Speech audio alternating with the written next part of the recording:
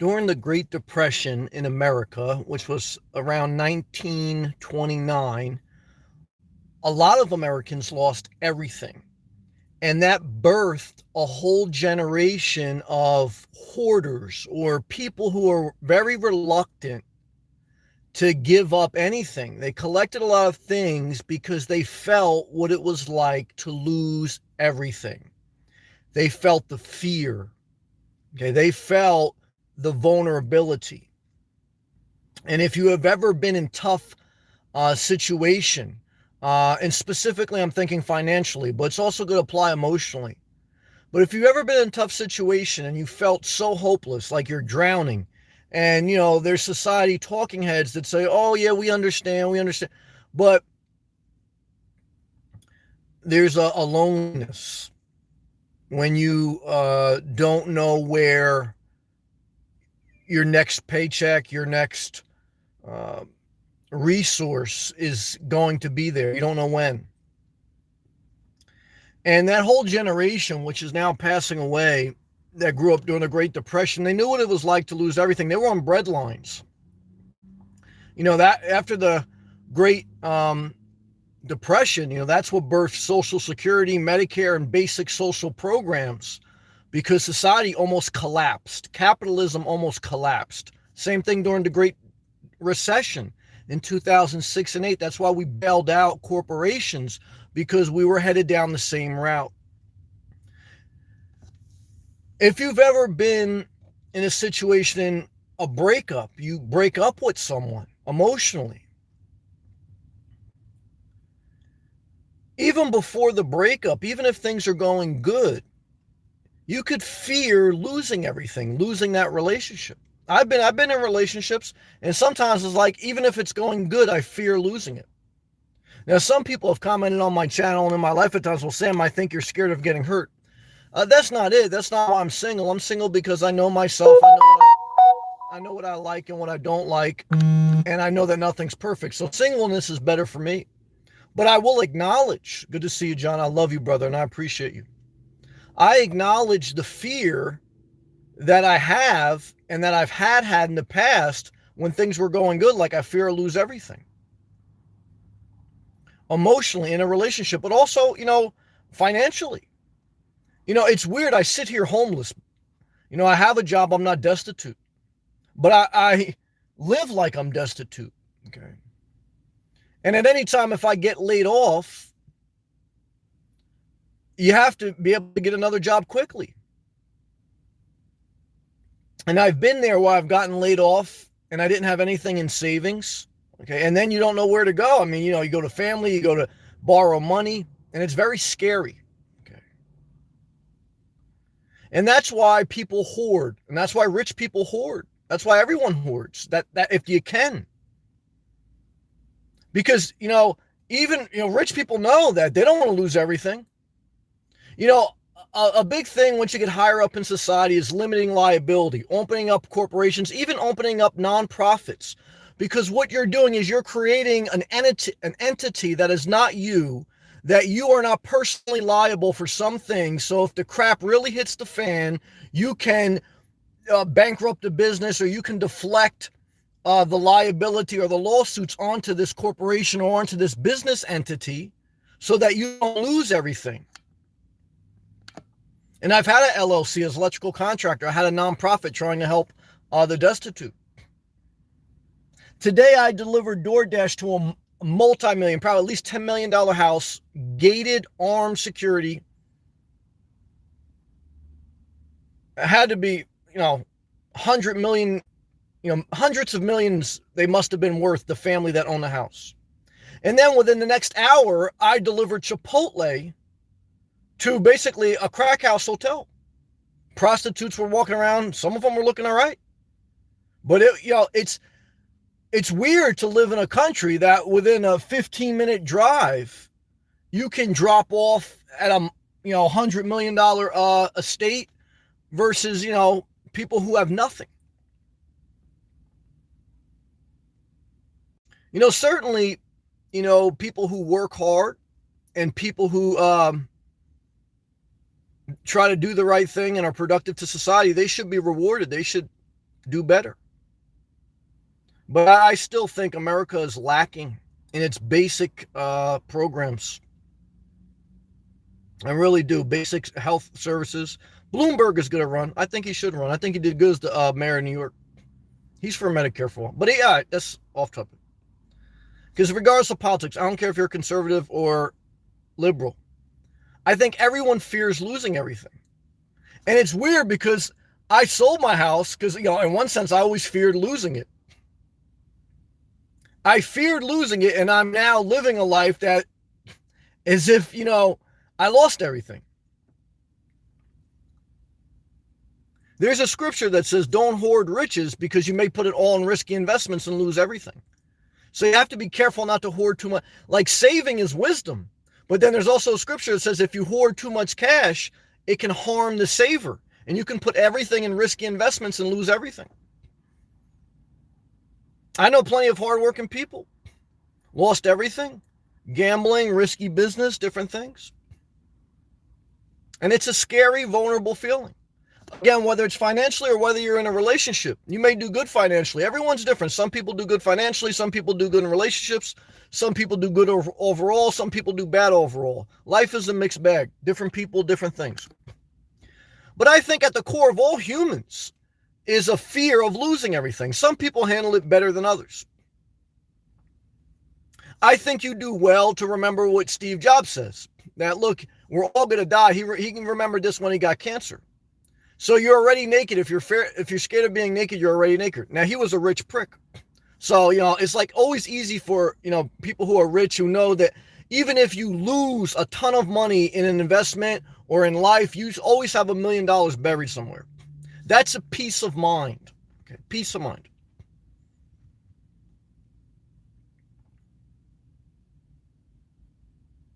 And if you think that doesn't matter, why do you think corporations and multi-million, why do you think they lobby the government?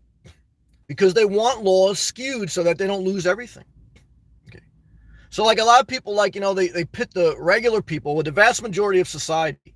80 to 90% of society either lives paycheck to paycheck or, they got some in the bank, but you could lose everything. If you have a severe health issue or if you get sued or something, you could lose everything. Anyone can lose everything. So how do you handle that? You got to remember to take life one day at a time. You got to remember to enjoy each day. Because I don't think whether you're a multi-millionaire or whether, you are one paycheck, one layoff away from losing everything, I don't think you're ever going to get totally away from that fear of losing everything. I think if you have a savings account, of a couple months worth of expenses or a year's worth of expenses, I think you at least have a little bit of peace of mind that if you get laid off, you can get another job. You have time to search for another job. But most people, including me, even if you have a great job, if you get laid off, you have to find another job quickly. Why? Because you can't dollar store your way to survival. Because there's always going to be expenses, even if you have no debt, even if you have no housing cost. Why? Always going to be food, always going to be gas, always going to be insurances. And you want to live. You don't want to just, survive. You want to enjoy yourself a little bit in this world. And will a grown person cry if they lose their job? Yes. Yes, I've seen it and I've felt it myself. Will a grown man or woman cry if they fear of losing a relationship or they get a divorce? Certainly. Divorce is devastating. A relationship is the number one cause of stress. Money's number two. So if relationships number one cause of stress, one of the biggest things you fear is this person's going to leave me. I'm going to lose everything. Not just financially, but emotionally. It's a real thing. How do you handle it? One day at a time. Because the more you obsess over losing everything, you don't actually gain anything. You just you steal what you have when you have it. That's why I do believe the scripture says don't worry about tomorrow because it can't add a single moment to your life. Worry doesn't add, worry subtracts. Some people say, Sammy, I think you fear a relationship. Let me tell you something. When you will fear the most is when you're a parent. Why? Because my mom says, she loves children. She loves that she had a children. She goes, but Sam, once you become a parent, you never stop worrying to the day you die. Why do you worry? Because you worry, you fear that you will lose your children. Have I seen parents lose their children? Yes. Even seeing your child suffer is hurtful.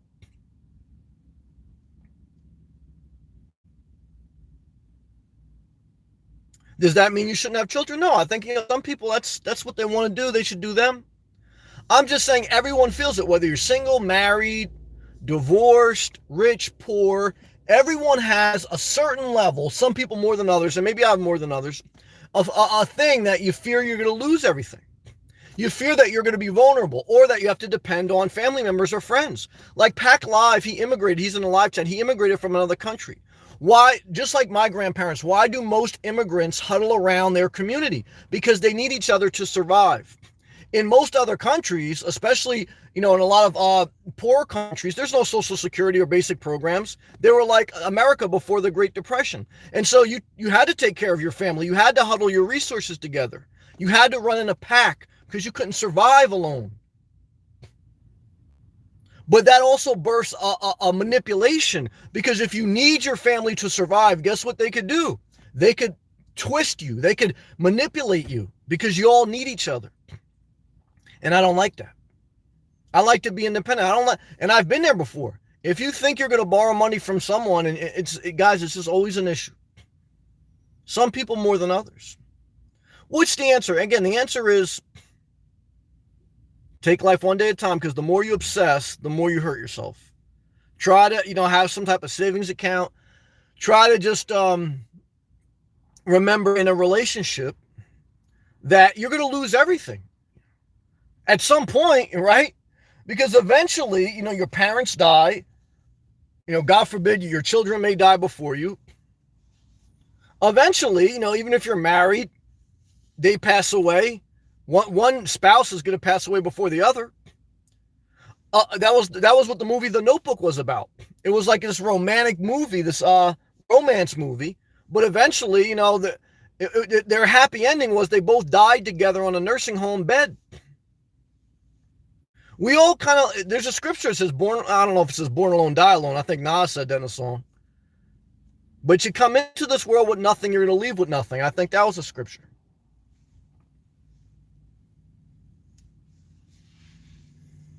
Why? I don't know. Sometimes I do ask God, not in a hurtful way, because I try to be appreciative to God for my blessings. Because I see people with nothing, guys. Okay, 3 years living on the street, and a part of my childhood. I've experienced life. Okay, so again, I'm not crying the blues because I know that people have it worse, but I know that people have it worse because I live life. I'm not sheltered. I've never been sheltered.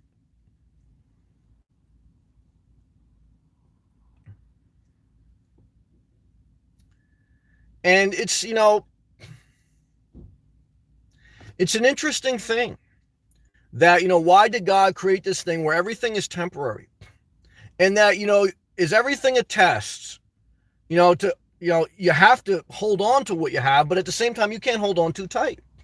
Why? Because you're going to lose everything in this world. This world is so temporary. Your spouse, your children, your job, everything temporary.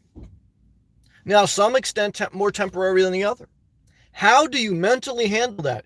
Guys, you got to just take life one day at a time. That's the basic answer. You do a couple things to plan, but you can only plan so much. You can only hold on so much. You will lose everything. That's kind of like the truth. Now, again, it's not necessarily a blanket statement, but it's got layers to it.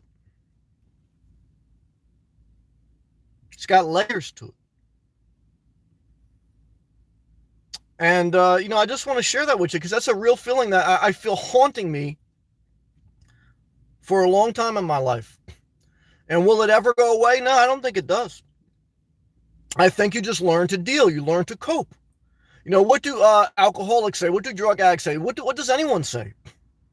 That nothing that you are afflicted with, and everyone's got afflictions, nothing goes away. Nothing's cured. Okay? Cancer's not cured. Okay, you're in remission. Okay, it's alcohol, being alcoholic, being a gambler, being like addicted to love, whatever you are, addicted to the stock market.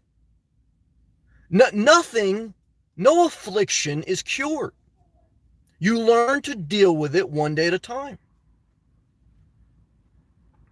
There's a scripture that says, why worry? Can I add a single moment to your life? No.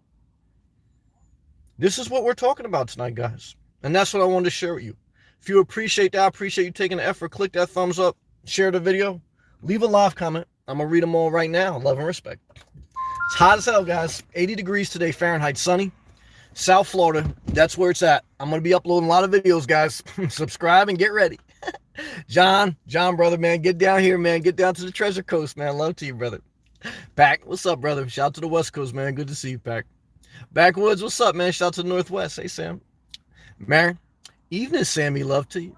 3 palm trees. You're fine single. It's great to know who you are, even though everything changes. That's right. Everything changes. I'm gonna do a live feed, name that too. I almost did a live feed, name that. I wrote my phone today. That's what originally I was gonna do, a live feed called Everything Changes. Because guys, I've been gone. I left South Florida 2 months ago.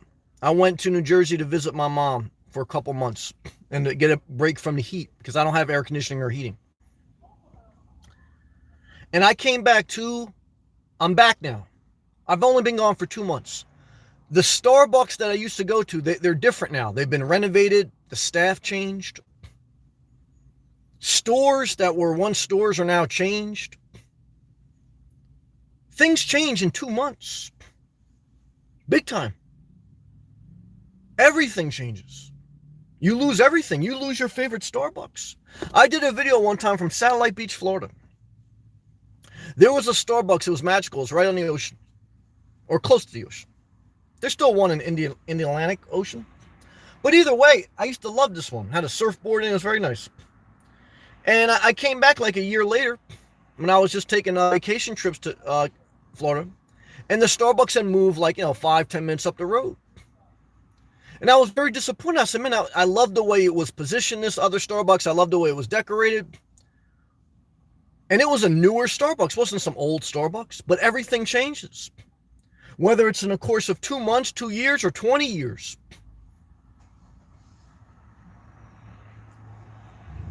You lose everything. Because if nothing stays the same, nothing is going to be held on to forever. So make a mental note. And then she goes, people hoard from fear. It's true. Happy you are door dashing your way back. I am door dashing. I door dashed again today for about 5 hours, made $50 minus gas. That's minus $10 wear and tear. So you look at it, man, it really is like working for minimum wage. It's fun. I enjoy to do it. Sometimes you get big tips, but it all averages out. You know, you take a risk driving, you beat up your car. It is work. Again, it's good side. Well, I don't want to say it's good money. It's side money. It can be good money. I do enjoy doing it. I'm thankful for it. It's good to know that you have. Why do most people do these gig economies? Because they want to know if they lose their main job, they're not going to lose everything. You know, that's the whole point of having something on the side. Most people, even in the higher up middle class, most people who work have a side business or a side hustle. Because just in case they lose their main job, they can't afford, or they don't want to fear that they'll lose everything until they can find another job. So that fear is part of everyday life. It really is. Let's continue to read. Do I believe in a guaranteed job? Yeah. Hey, look, the government prints money, bailed out corporations. Yeah. You guarantee a certain basic level income. Yeah. And you guarantee Medicare for all. Shout out to Bloomberg 2020.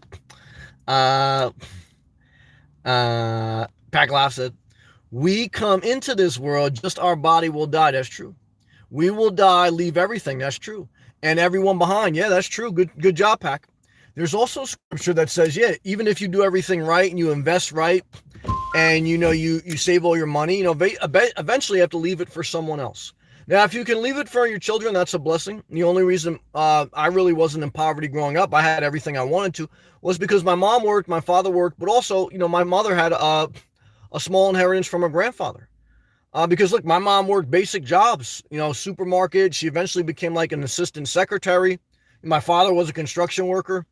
So my father got laid off at times. My mother was a single mom for most of her life, raising 3 kids. She worked 2-3 jobs. So the only reason we were in poverty, I always had everything I wanted, was because of a small inheritance from my grandfather. So the only good part about inheritance is it does keep a family lineage out of poverty. It does. I think about that now. Like when I go and I did DoorDash like to like the Crack House Hotel, I think about all the people. I mean, I'm sure a lot of them didn't have some help along the way. And maybe they just made bad decisions. There's plenty of people out there like that. Plenty of people that just make bad decisions. But, there's also like, again, like, if you inherit $1 million, look, you're always going to have $1 million buried somewhere, even if you have a drug problem, even if you have a mental problem. If you grow up in a rich family, you're always going to be okay. You may not ever thrive, but you're always going to be okay. And if you grow up and your family doesn't give you like a car when you turn 18, and if you don't have some help like I did, you could easily be destitute. Easily. So it is a matter of the lottery right from being born. It is. Now, is America a Christian country? No. Why? Because look, we don't care about poverty. We care about gold. We care about the stock market. So why do we always elect people that only care about GDP and the stock market? We're capitalists. We're not Christians. Big difference. Okay. Big difference. Okay. Because Christians would read more based on socialism. It's true. That's what the essence of the scriptures are. What's the golden rule? Do unto others as you want done to you. What's America? Gold is God. On our dollar bills is God we trust. But if you go to the store and you say, in God we trust, I want some food, what will they do? Get the hell out of here. Do I blame them? No, because socialism ain't the answer. But we should have some basic, we should be doing better. I shouldn't be delivering a DoorDash to a $10 million mansion, and then there's like homeless people in a shelter or in a hotel. Look, even if they made bad decisions, even if they're drug addicts, because you think those multimillionaire people, you think they don't have drug addicts in their family and bad people? Come on, you haven't experienced life. Look, if you work hard and if you try to make the right decisions, and if you're going to be okay for the most part, because there are a lot of opportunities in America, a lot of opportunities in the world. Okay. And everything can't be handed to you. Okay. And sometimes the reason that like America and the world kind of like keeps a healthy level of fear is because that bursts innovation. Like Steve Jobs, the people who invented Google, all Steve Jobs, his father was a Syrian refugee. Okay. Syria. Okay. Syria that we hate now, that we backed out of the we don't want to do endless wars. Steve Jobs' father's from Syria. He was adopted. Okay. So if we didn't accept him as a refuge, we would have never got Apple. Okay. A lot of you guys watching me on Apple right now. So I'm saying all that to say, like, when you come to this country hungry and scared, you innovate out of fear of not being able to have anything. Okay. So fear kind of like makes you, what do they say? Like necessity is the mother of invention. Compassion is the mother of love. Necessity is the mother of invention. Compassion is the mother of love. We do value innovation above compassion. We do. That's America. Is there something else? America's still very compassionate. The world, look, and don't think like other countries are better. A lot of other countries are worse. Look at some countries, like they got oil and they got all these other resources. A couple family members own everything, and the rest of the country just, they're destitute. So it's not a big political thing, but it's a thing of it's humanity. Humanity. Humanity is the fear of you being totally isolated and destitute. What if you weren't able to work construction? Like my man BVT, who worked hard his whole life, saved, did the right thing. What if he wasn't? What if he broke his arm? What if he was a first-year apprentice? He had no pension credits guaranteed, and he broke his arm. And he never got to build up a career. He never got to build up Social Security. What would he do? He would be collecting under $1,000 a month and having to live with a family member or live in a shelter. So again, he worked hard. He should be a little bit ahead of the game. But it's also by the grace of God. Did I ever work construction? Do I ever fall and hurt myself? Yeah. Thank God it wasn't too serious. Thank God I was able to get back up and finish my apprenticeship and do what I needed to do.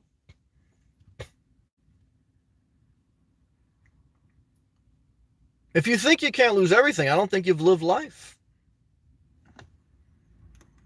That's true. Let's continue.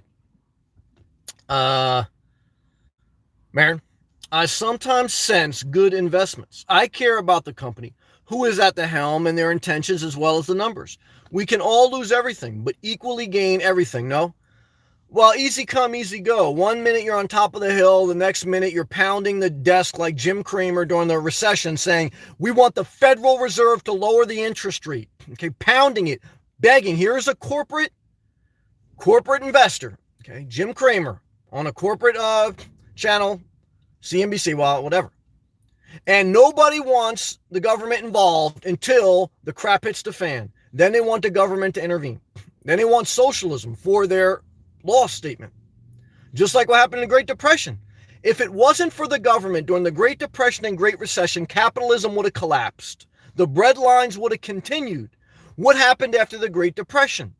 After the bread lines, the government had to do spending and do infrastructure. Okay. What happened after the Great Recession? We had to bail out Wall Street. We had to lower the interest rate. Okay. Why? Because capitalism would have collapsed. The country would have collapsed. And it would have been a reset. But we are in 10 years later, everything gets erased and then reset. Okay. So there was a time where people said, look, a housing market can never crash. It crashed. Now it's back to all-time high. Stock market, same thing.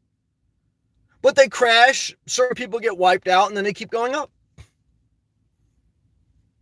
Is it a bad system? No. Is it unsustainable? Technically, it's unsustainable. We're $22 trillion in debt. We print money. Why do we print money? To bail out capitalism. But then, like, when you say you want to have, like, student loan forgiveness or UBI or Medicare for all, well, we don't believe in socialism. Well, guys, we've been socializing the whole country for $22 trillion. Why all of a sudden now we don't believe in it? So you got to have a system, okay, that rewards hard work, that rewards innovation. But I think, do we really want a society that every day you have to worry about losing everything? So, some people may say, yeah. Some people may say, no, it all depends how you're doing and what your mindset is. If you're doing great, you say, look, nothing wrong with it. Don't let anything change. Everything changes. Nothing stays the same. If you're doing bad, you feel all by yourself, like no one cares. 40% of Americans don't have anything in the stock market. How do you think they feel when people say, oh, stock market's all-time high, everything's great? Well, people have money in the stock market, they love it. People who don't know. So it's a dynamic. It's a dynamic of life. But as you get older, too, you fear losing everything even more. Why? Because you're vulnerable to society. After the Great Depression, we had to do Social Security and Medicare. Why? Because, guys, if you were older and you didn't have family, you were destitute. You may have been one strong, smart, and everything else. And now you could barely, eat a chicken pot pie without crapping your pants because you got weak bladder. You damn sure ain't going to be laying PVC pipe. Okay. So let's continue. Guys, take it one day at a time, guys, Marin. Stay positive. Damn right. Back live. I am blessed to have good friends and family. Best time. Best country, USA. One day at a time. That's right. Now worries, be happy. I hear you, brother. BBT. Sam, hello. Hope everyone will subscribe to Gail Arnold. I went to her site well, he loves her now because she's in South Carolina. I'm not mad at you, though. That's the home of the Palmetto State. That's BBT. And she seems very nice. I hope she makes it, though, the winner in the 10th. Thank you, Sam. Yes, tough. Gail, I love her. She's watching. She tried to do a nomad life last winter. She came to Florida for a couple months, but then it just wasn't working out, so she went back up north. Look, she's a very smart, strong woman to do what she does at 70 years old. Okay, she's a woman who was on disability. She shared it in her own videos. She was on disability most of her life. She got divorced. Okay, she's basically living on $1,000 or less per month. Okay. Still working at 70 years old. She works during the summer as a caretaker. And she says, look, at a certain point, I just want to rest. But you come from a generation and you come from a time where if you get to a certain point in life and you didn't put into Social Security and you don't have a skill set and you're 70 years old, you're not that employable. And even if you are employable, look, do you want to work because you have to at 70? You may still want to work, but not because you have to. But when you don't have a pension and all you have is Social Security and you're making $1,000 or less per month, guys, it's either tent camp or subsidized housing. That's the reality of life. And subsidized housing sucks. Living with family members and having to sucks. So should we have a country like that? I don't think so. I think we should do a little bit better. Do we care? Well, look, we don't. We go to church every Sunday. Today's Sunday. How many people went to church? Even though church is a dying thing.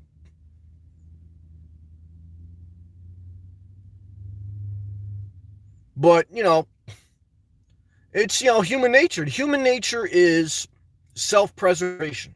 Okay. So part of self-preservation is you fear you lose everything. And so everyone thinks like that. So when you're doing good, you hoard and you don't want to share resources. You don't want to change the system. And when you're doing bad, it's scary. Okay. That's the reality of life. All right, let's continue. Love to you, BVT. Marin. I think about who to leave with some inheritance. Well, let me give you my Social Security number. I'll be your beneficiary. If my husband goes, well, that's me. I can't really decide. Well, that's me. Who to leave it to? Right here. I go back and forth. Marin, direct message me. Marin, might have to go early tonight. Had a shot to get me. Shot to help support Bones. UT, it makes me tired. Love to you, Marin. Not a compliment. Grateful. I love you, Marin. You got the right heart. I love you on my heart, Marin. Used to watch Kramer every night until my bubble burst. I understand that. When he could warn us about what was coming. I was lucky. Amen. Love to you, Marin.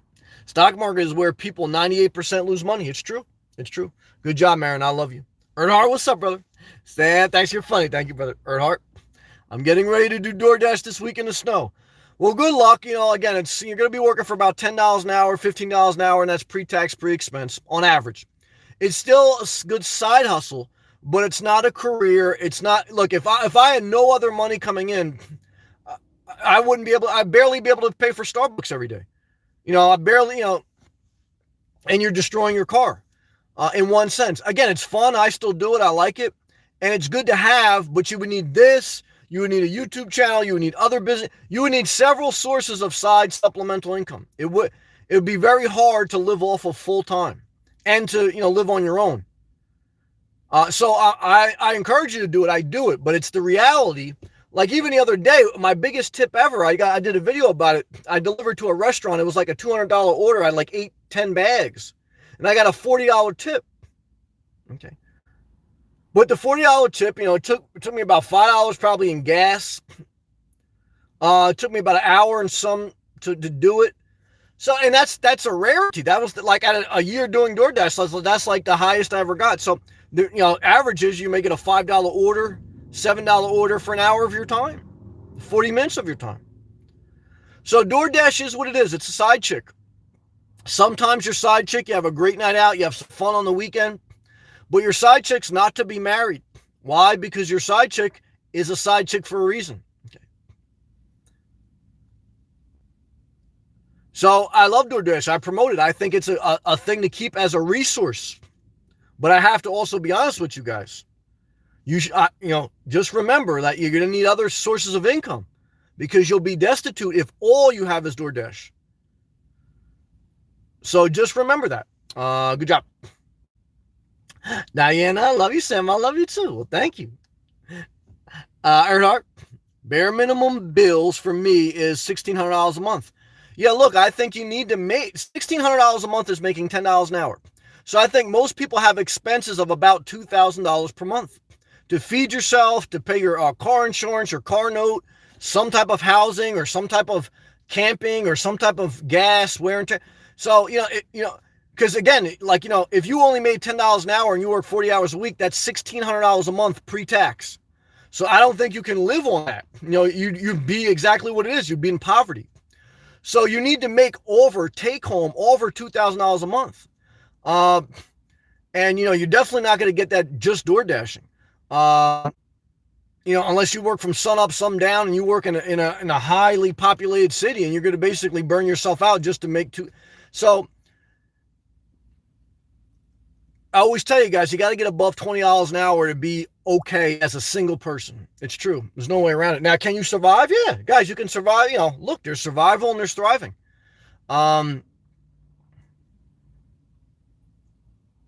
Yeah, that's true. Uh, Good job, Earhart, man. Forgot about Gail. We'll have to check back with her. Pray for her. I hope she enjoys herself. She's a positive person. I hope the best for her. Back. Government socialism for rich billionaires paying less taxes for most of government capitalism by paying more taxes. Yeah, that's it. Guys, I still want corporations. I still want rich people. I still want society to get rewarded based on effort and, productivity. But there's got to be a better base. Got to be better basic services, less. Look, guys, Medicare for all, a basic level of income. That's it. Period. Look, we went 26% more in debt as a country last year, and we didn't have any more social programs. Okay, all we did was more defense spending, more tax cuts for the wealthy. The middle class tax cuts that went into place under Trump, they're expiring in 10 years. Okay, they're temporary. Corporate tax cuts were permanent. Totally fooled. Okay, so just make a mental note on that, guys. Marin, haha. I don't know how to direct message you. Well, you can't anymore. You used to be able to. But I was just joking anyway, unless you're serious. I love you, Marin. Dennis, I may not be as good as I once was, but I'm as good once as I ever was. Toby Keith. As someone who's older, fear is always there. That's right. I just don't indulge. Good job in it if I can't help it. How are you, Sam? That's a great comment, brother, as always. It's not easy. You're right, though. That's an excellent way to put it. Just like food, you shouldn't indulge too much. Now, I understand it because I've struggled with weight. My mother struggles with weight. Some people can't help themselves. So some people can't help themselves with food. They indulge too much. Some people can't help themselves with thoughts. They indulge too much in their thoughts. They worry about losing their spouse. They worry about losing their kids. They worry about losing their girlfriend. They worry about losing their job. Now, some of that concern is real because it could happen and probably will happen. But you can't indulge too much. Great comment. You can't indulge too much in your food or in your thoughts. But we're all weak, and some people are more weaker than others in different areas. So love to you, brother. Great comment. Earnhardt, not Sam. I'm going to do DoorDash and work full-time job. Good job. Already living alone. Good job. My car works and only worth $1,500. Earnhardt, I love you, brother. Smart guy, man. You're going to do good. Frank, what's up, brother? My hardest thing was after I retired, no longer the supporter. Now it's just me. What do I do with that? You wake up on time every day. You walk. You do something productive. Self-care is a full-time job. So waking up on time, eating a healthy breakfast, going for a walk, doing something productive, something creative, whether it's working on your house, whether it's volunteering, door dashing, something that you've wanted to do or that you can do. And then take a shower, clean your house, clean yourself. Self-care is a full-time job. If you're bored, you are not having a healthy routine because, just waking up, eating a healthy breakfast, cooking, cleaning, washing yourself, doing laundry, and then doing something fun and creative, going for a road trip. That's a full-time job. So that's what you do with yourself. Does life suck as you get older? Yeah, a little bit does because you've lost people. You've lost money, you've lost things. And even if you've gained some things, you've lost. Even if you're wealthy, at an old age, you've lost certain battles that scar your mind and your soul forever. How do you deal with it? You keep moving. Does that make it all the way better? No. There's some pain in life. And I don't know. I didn't create this world. I don't understand it. I try not to question God, but it's the way it is. So you just keep moving until you can't move anymore. Why? Because the alternative is you don't move, you beat yourself up more, you deteriorate faster, and you suffer longer. So when you're totally lost, keep moving. When you're totally lost, keep moving. Why? Because the alternative is you're going to make yourself suffer more. So that's the best answer I can give, brother. Love to you. BBT. Sam, I saw a homeless man today at a gas station. He said he hadn't eaten in 3 days. I told him I wish I had his willpower. Well, BBT, way to come out with that joke, brother. That's why I love you. You got a sense of humor. You're a hard worker. I got love for you all my heart, brother. Never forget it. Living good. What's up, Sam? Hope you're enjoying Florida. Can't wait to get back there. Look, Florida's magical. Is it perfect? No. Does it lose some of its shine after you've been here for a while? Everything does. But it's still magical. It's still great. Variety is the spice of life. Nothing's perfect. Obviously, look, you're going to love Florida when you're in a cold state in the winter. Why does everyone watch my Florida videos in the winter? because that's when they want Florida. They don't really care about my Florida videos in the summer. In the summer, most of my Florida videos get negative feedback from Floridians and say, I hate it here. It's too hot in the summer. You know, kids can't go outside. It's nasty. It's hurricane season. And in the winter, everyone comments on my channels, oh, I'm moving to Florida. I love Florida. So just remember that nothing is perfect. But does that mean you should stay in Canada? No. Now, you got universal health care, but I still think you should come to Florida. A lot of Canadians starting to come down. Not all of them yet. What I'm trying to tell you guys is nothing is perfect. You lose everything in life. You know, you lose your passion for what you once had. But just keep moving. And, you know, I still recommend Florida. Zachary, coming in late. I love you, brother. But I made it. I appreciate that, Zach. Thank you for leaving that comment, brother. Thank you guys for clicking that thumbs up. Living good. It is much more magical than Quebec. Well, you damn right about that. It's now 15 to 20 degrees snow. I'm sorry, brother. I saw a bikini today with a G-string in a rich area with a luscious MILF. You could see her butt cheeks just jiggling, and she knew it all the way. And what I could tell you, man, is I saw those butt cheeks a jiggling, and I said, they don't see that shit in Quebec. Because let me tell you something, man. You see those butt cheeks make you go wild, man. Make you want to lose everything just for a smack on that butt cheek. And do people do that? Yeah. I had to hold myself back, brother. So let me tell you something. Get the hell out of Quebec. I love you. BBT. Sam, please do another RV review video. I will, brother. You are the RV man, Sam. Well, thank you. Truth, I love you, brother. You know I love you, BBT. Living good. I'm planning to live there 6 months there, and damn sure, Sam, I love you. Living good. You're going to do good, man. Just be careful, because these milfs will make you go crazy. But I love you guys. I love everyone. Will you lose everything, guys? Look, just take life one day at a time. Do the best you can. Try not to, like Dennis says, try not to indulge in your thoughts. That was a great comment. And keep pushing forward, guys. Keep moving. When you're totally lost, keep moving. Why? Because the alternative is you suffer more. Okay. Love, peace, and have an awesome night, guys. Love to you.